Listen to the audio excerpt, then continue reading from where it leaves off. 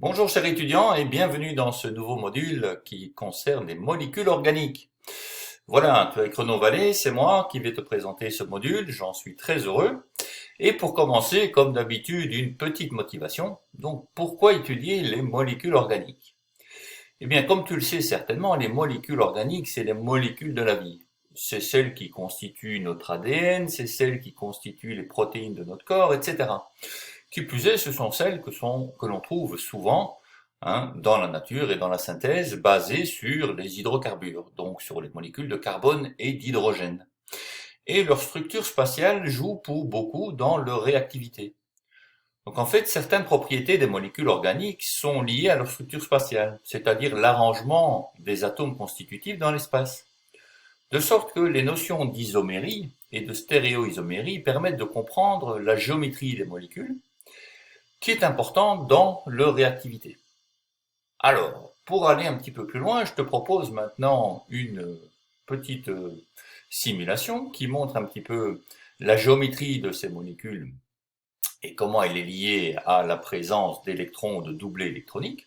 D'accord? Et puis on passera en revue les détails sur les rappels dans ce chapitre. Voilà, allez, à tout de suite pour la petite simulation.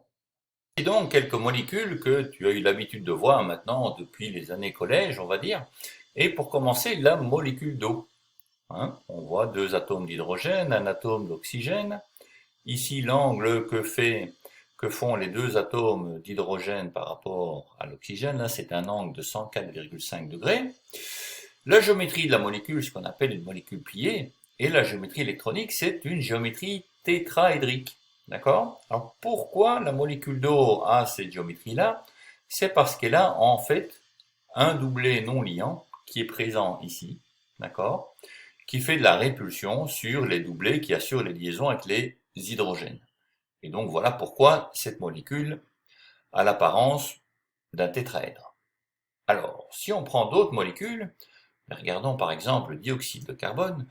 Le dioxyde de carbone, c'est deux molécules d'oxygène liées à un atome de carbone avec des doubles liaisons qui sont formées de part et d'autre, qui sont assez rigides, et qui imposent ici une géométrie linéaire, à la fois géométrie de la molécule et géométrie des électrons.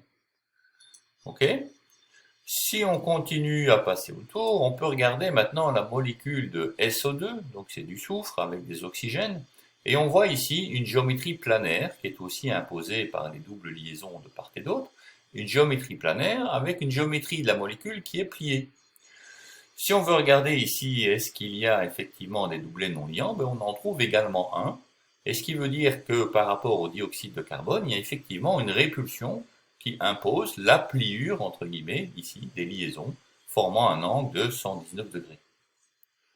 Je continue alors avec un petit échantillon de molécules. Nous avons la molécule de BF3, d'accord? Donc c'est des fluors attachés à un bord, et l'on voit ici une géométrie qui est parfaitement trigonale plane, avec des angles de 120 degrés partout. Ok?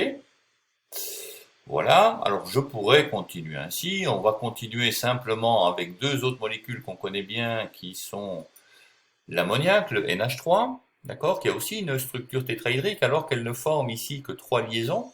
Alors ceci est encore dû au fait qu'il y a un doublet électronique ici non lié, qui impose une répulsion sur les trois autres, de sorte qu'on ait une géométrie tétraédrique.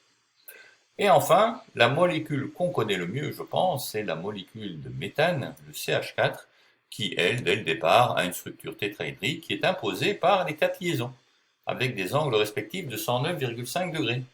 Voilà.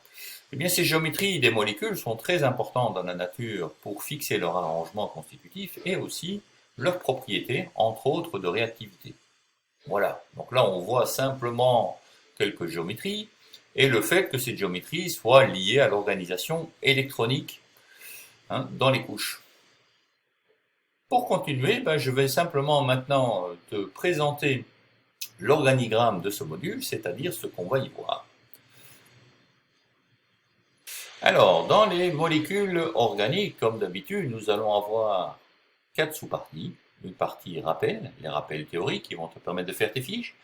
Une partie quiz qui va s'assurer que tu as bien acquis ces rappels.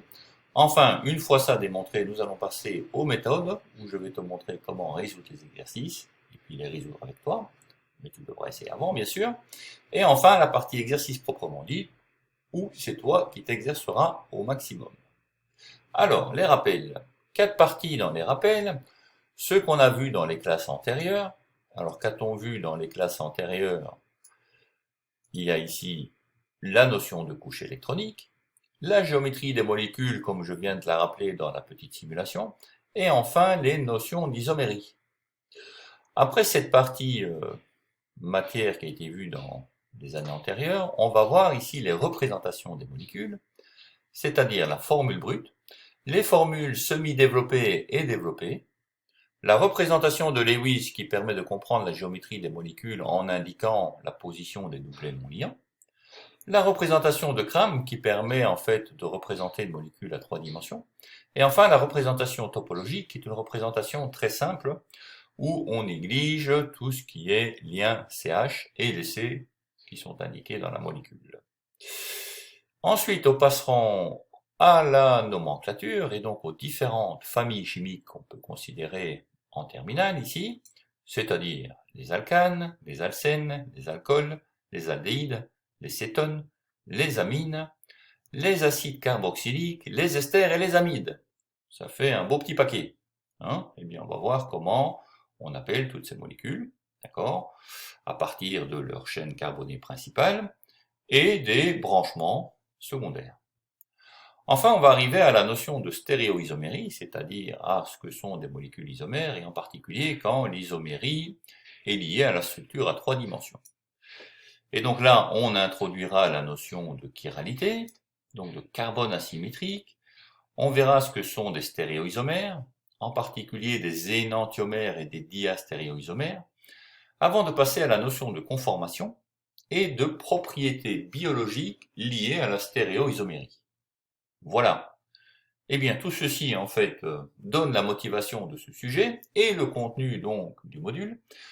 J'espère que tu es convaincu que c'est important, donc n'oublie pas, les molécules organiques sont les molécules de la vie et que l'on retrouve dans des tas d'applications dans la vie courante. Et donc, je t'attends pour la suite dans les rappels, dans les méthodes et dans les exercices pour en savoir beaucoup plus. À très bientôt, au revoir.